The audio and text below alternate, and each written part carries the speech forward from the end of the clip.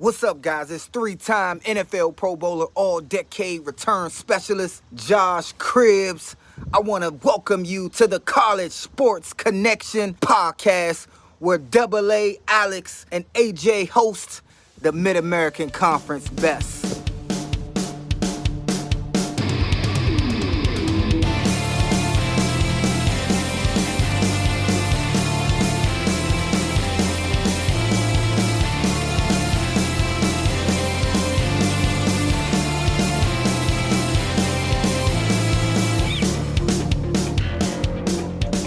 All right, everybody, welcome back to the College Sports Connection podcast. I'm your host, Alex the Captain. Joining me, as always, it's AJ the Guru. What's going on, everybody? AJ, welcome back. Last weekend, we had a great time up at Eastern Michigan as they took on the Bulls from Buffalo. What a great weekend. You know, you, Faith, and I, we went up. We got to see the car show. We got to see gray skies on a gray field with gray uniforms.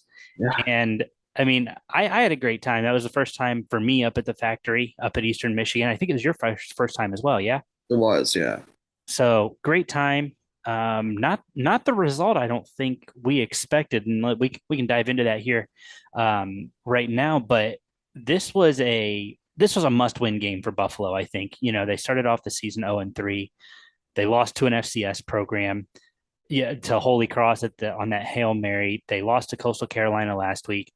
Whereas conversely, Eastern Michigan was riding pretty high. They were 2-1 coming into this game. They'd won their home opener against EKU, and then they upset Pac-12 Arizona State, where we watched Herm Edwards get fired on national television. Right.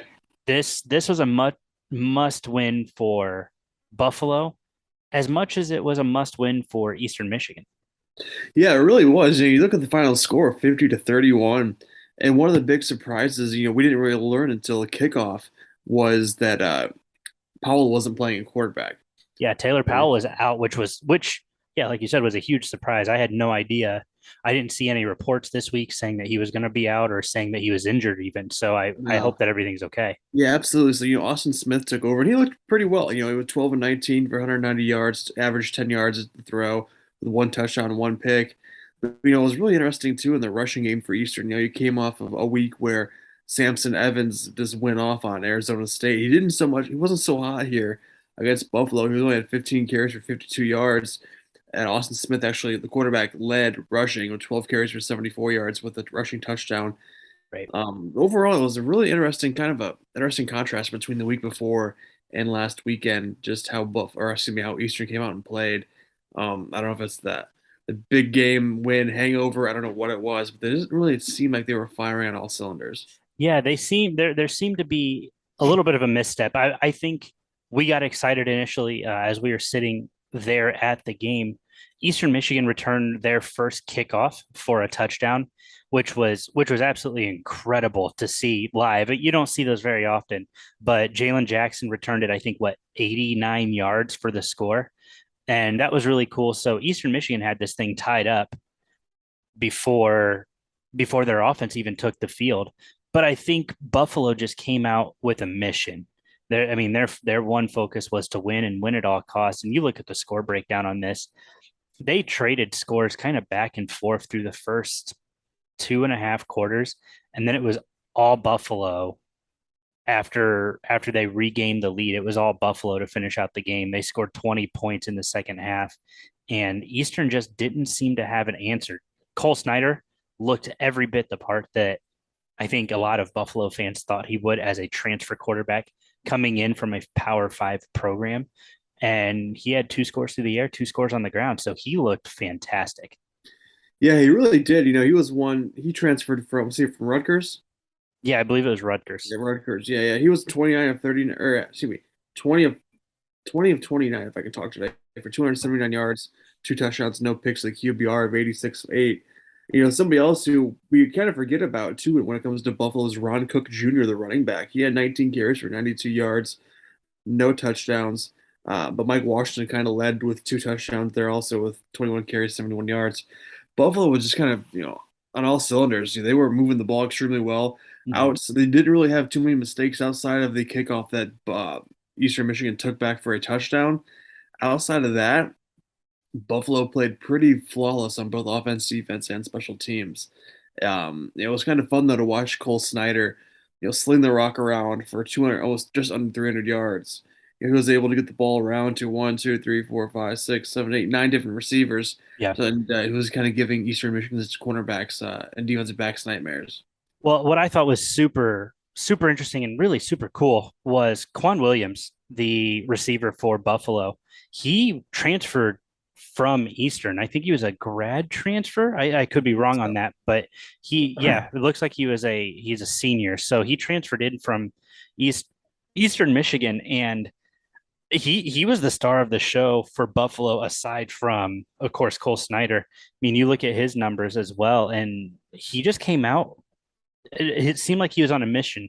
6 yards or six catches for almost 100 yards and a score. I was impressed with him, and he wasn't a name I had heard really at Eastern all that often, right? I mean, you look at the other guys that Eastern has typically profiled, and this wasn't a name that I saw too often. So it was really nice for him to have his coming out party against his old team. yeah, without a question. He was very solid, very cool, calm, and collected in the pocket. It was really fun to watch. And it was our first time ever seeing Buffalo live and Eastern live, but they're really impressed with Buffalo. And if Cole Snyder can play the way that he did this past Saturday, Buffalo might have a shot to win some games in the MAC. I think so. And, to further, I know that uh, we get a little bit of flack online from other outlets and stuff. And I think that once Maurice Linguist gets going this year, he's going to be a fine coach for Buffalo. I think that he's got a lot of great playmakers. And frankly, I think that he out schemed Chris Creighton. Again, Eastern Michigan was missing Taylor Powell. I do not want to discredit that at all, but missing Taylor Powell and taking on a Buffalo team who was 0-3, who had lost to an FCS opponent, you got to think that this is a game that Eastern comes in and handles pretty easily, especially given the performance of Samson Evans a week ago. Huge win for Buffalo. This program has to be riding high right now as they come in. I believe it's homecoming for them next week or this weekend against Miami. This is a big one for them to build momentum off of. Yeah, absolutely. So only time will tell. We get into conference play here. I think there's only have two non-conference games here this week, so we'll get into a heavy conference play over the next week or two, and we'll really start to understand what teams are made of, which teams are battle tested, which teams are going to struggle, and which we'll probably do an episode on that too as we get into 100% action. Sure. Um, but yeah, I think the next couple of weeks are really going to tell who's going to be the team to beat in the conference. Yeah, and speaking of teams to beat, let's flip over to the upset of the weekend. The big one that everybody's talking about, national media is making a big deal about. Miami, Ohio upsetting Northwestern at Ryan Field. I didn't get to watch much of this game, but I watched a little bit of it. I've kept updates on the scores. Miami came out and they fired on all cylinders, and they did it without Brett Gabbert. That to me was one of the most impressive things. They go in and they win, and they do it without their star quarterback. Yeah, that was one. That was an interesting one to watch too. We did in our pick'ems here last week. We think most of us took Miami. Uh, I think we did. So we kind of had a feeling, Yeah. in my and our Northwestern has not been playing well at all lately. No. And they're either a team that's good or there's bad, and they're on that bad stretch right now. They haven't won a game in the States yet, I don't believe. No, So their only win is against Nebraska Nebraska. Yeah. and Ireland or wherever that was. Yeah. Overseas. Exactly, but 17-14 final score up there at Ryan Field. Fantastic for the conference. Miami of Ohio 2-2 on the year.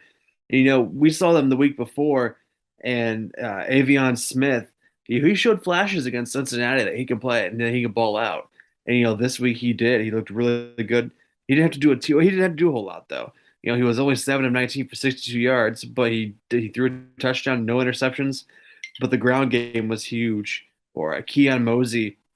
21 carries, 171 yards, averaging 8.1 yards. And my guy, Mac Hippenhammer, only 2 receptions for 20 yards and 1 touchdown. But nevertheless, Miami can make some noise here if Avion Smith can kind of get the ball rolling. Well, and I think that's the key, right? You talk about everybody is talking about Miami in the preseason. Miami was going to be the prohibitive favorite out of the MAC East, and I think that still holds true. However, I do think that in the loss of Brett Gabbert is super critical to to whether or not this team can be really successful. Mhm. And but I think Avion Smith, I mean, you mentioned it. He showed flashes of brilliance against Cincinnati. He did what he needed to do against Northwestern to get the win, and that is a lot to build momentum off of. Obviously, the two games or the two teams playing next week, Buffalo versus Miami, that's going to be a big test for both of them to kind of really see where they're at. But Miami's going to be riding high off of a Big Ten upset. Buffalo's going to be riding high off of really a conference upset, if we can even call it that. Sure. And so I think it's going to be an interesting clash. Chuck Martin versus Mo Linguist. That's going to be a fun battle. But looking further at this Miami game, one of my big takeaways is the Miami special teams. They came out and they had punt blocks. They came out and they had just all these special teams efforts that kept them alive in this game. And I really, really, truly believe that if this Miami team shows up the rest of the year, not only do they win the MAC East, they go undefeated in the MAC East, and they win in Detroit, and they finish the season with a ranking. Hmm. I think this is a Miami team who they started the season 1-2, and now they're 2-2. You go undefeated the rest of the way, you're 11-2, and you probably have a top 25 ranking. Sure. Yeah, that East, it could very well come down to Buffalo and Miami of Ohio. We'll see what Kent State can do because they're going to be battle tested with the non-conference I schedule love that they Kent State have. this year, man. I tell you Yeah. what, Yeah, that I mean, Colin Colin Schley Shield, is my boy. he's been playing really well. Look at the first three of their first four games: Georgia, Oklahoma, and Washington. They're going to be battle tested. Kent State this week. Uh, they finally play a MAC opponent, and they're at home against Ohio, 11.5 point favorites. This will be a really interesting test for Kent State in the East. So I mean, like I said, the East could come down to really Buffalo, Miami of Ohio, or Kent State. Yeah. But that's going to be a fun battle to watch. I really think. I think that's going to be a lot more competitive. That battle will be than what it will be in the West. Well, and I think that there's right now we're starting to see a couple things, right? Bowling Green had that huge win over Marshall 2 weeks ago. Then they went down and they took on Mississippi State, lost that one, which everybody expected, right? You look at the scores. Northern Illinois played Kentucky close this weekend. Lost by a score without Rocky Lombardi. I mean, they made it real interesting in the fourth there. Kent State played Georgia tough. I can't say enough good about what Kent State has done with this crazy schedule. Penn State, it was interesting with Central for a little bit, but I mean, you look at all these non-conference games. Toledo lost a close one to San Diego State on the road. Akron, I know that we thought Akron was going to get dominated. They kept that one really close. Yeah. That was a 9-point game to finish. And I mean, I'm impressed with Akron's effort. Ball State had a really close one with Georgia Southern. And then the kind of the weird one, San Jose State dominated Western Michigan 34-6. But moving past last weekend, looking at the games this weekend, I really think that this is going to be for a lot of the MAC schools, right? They take on MAC opponents. Bowling Green takes on Akron at Akron. A battle of basement dwellers in the MAC East are going to fight, and these are two programs who have just really struggled in the last couple of years. And Akron has an opportunity to get a statement win over Bowling Green, who is just they're so hit or miss. Akron doesn't have a loss to an FCS program. Bowling Green does. Hmm. Yeah, you kind of look at the games here as we talked about. We kind of go into this week's schedule briefly if you want. Kind of do a quick overview. Sure. You know, we're already in week 5 already, so we have Northern Illinois at Ball State, battle for the bronze stock, which will be a lot of fun down in Muncie. And NIU's favored by 3.5. UMass travels to Eastern Michigan. Eastern Michigan favored by 20. The game we're going to be at Central Michigan at Toledo on the NFL Network. Toledo's favored by 7. BG at Akron. BG's favored by 9.5. Miami of Ohio at Buffalo. Buffalo favored by 1.5. That'll be 1.5 is really interesting in the favor of the home team. It's usually give the home team 3 points, but 1.5 is really interesting. Then you got Ohio at Kent State. Kent State favored by 11.5. And then you have New Hampshire at Western Michigan. The line hasn't been made yet for that. To your point on the home team getting 3 points is Yeah. and that's it. So I mean, it sounds like the road team is on a neutral field the prohibitive favorite by 1.5 points. Yeah. So, or not the prohibitive, but the favorite by 1.5. So that's probably where that 3 points comes from on this bet line. So the away team is probably just generally the favorite in a neutral setting, but with the home team, they do get that 3.5 to maybe eke it out by a field goal. It'll be interesting to see. Yeah, absolutely. That'd be a fun one to watch. And you kind of look at some of these games. Some of these games have the potential to be high scoring. I think Miami and Buffalo can be really high scoring. I think Ohio last week put up 50, dang near 60 points. Yep. You know, again, well, that should have been a blowout, but we won't get too deep into that. That was a fun game to watch, though. But yeah, Kent State can put up points with the weapons they have, and Cephas and Shealy. So it's going to be a good week of action. I think, like you mentioned, we only have two games that are non-conference. That's UMass at Eastern and the New Hampshire at Western. Western needs to get a win. Sitting there at 1-3. They're going to go into conference. Well, they've already played one conference game against Ball State week 2, but they're really going to have to get some momentum going into conference play here next week.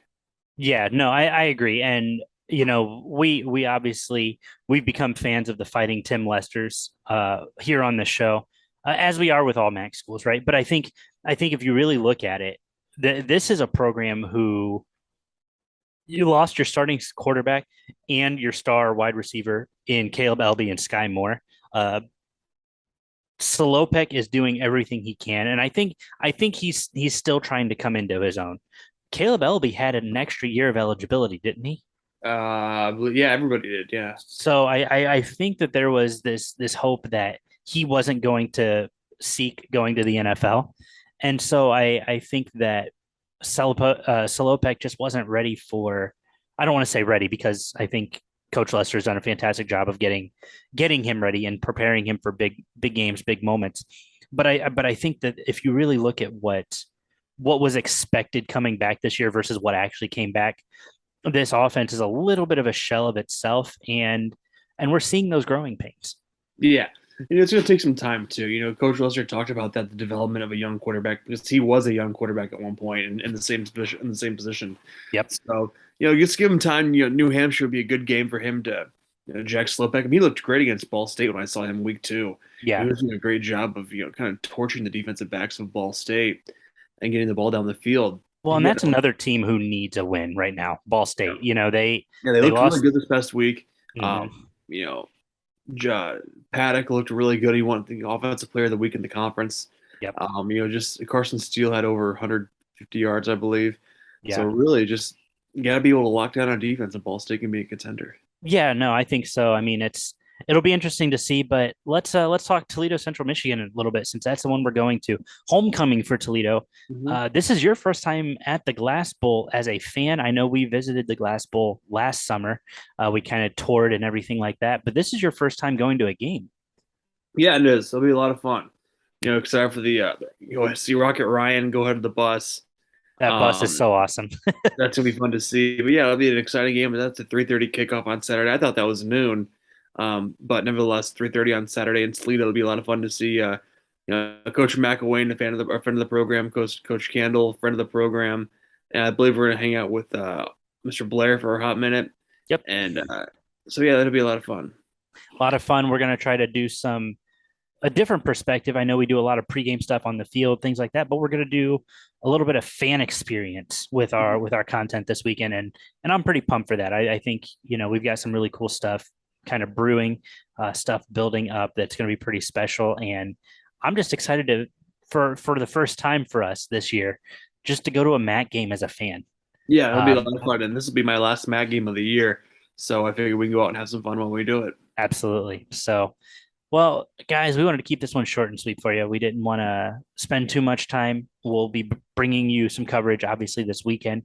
Toledo versus Central Michigan, doing some tweeting there. I'm also going to be live tweeting. We have some interesting stuff in the works. I'm going to be live tweeting Bowling Green versus Ohio women's volleyball, a sport in which we're going to have Coach Tomic, the head coach of the women's volleyball team at Bowling Green. We're going to have her on the show next week. So we're really excited for that. Well, excited to bring Coach Tomic on to talk about her program, talk about MAC volleyball as a whole, sport that we've not dived into too much. And so I'm pretty pumped for that one.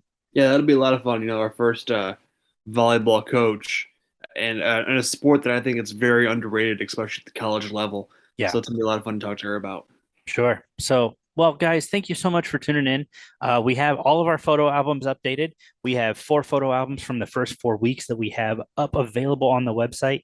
Miami at Kentucky, Cincinnati at Miami via Paycor Stadium, Toledo at Ohio State, and then Eastern Michigan at Buffalo. Go check those out. Check them out on the website, thecscpodcast.com. If you have a message, you can drop us a message there, tweet at us. We hit our new milestone. We're at over 1,350 followers. So thank you guys for all the love and support for giving us a follow. We're going to be bringing you more content down the road here, but I'm excited. Just onward and upward, man. Yeah, it'll be a lot of fun. We got a lot of cool things in the works, and excited to expand on some of these things. Cool. Well, AJ, anything else you wanted to throw out there tonight? That's it. Cool. Well, guys, thank you so much for tuning in. We really appreciate it. You can follow us on Twitter at College Sport Pod. You can find us over on Instagram at the CSC Podcast. You can follow AJ at Roughing55. You can follow myself at AShear90. And thanks for tuning in, guys. We will see you next week. See you.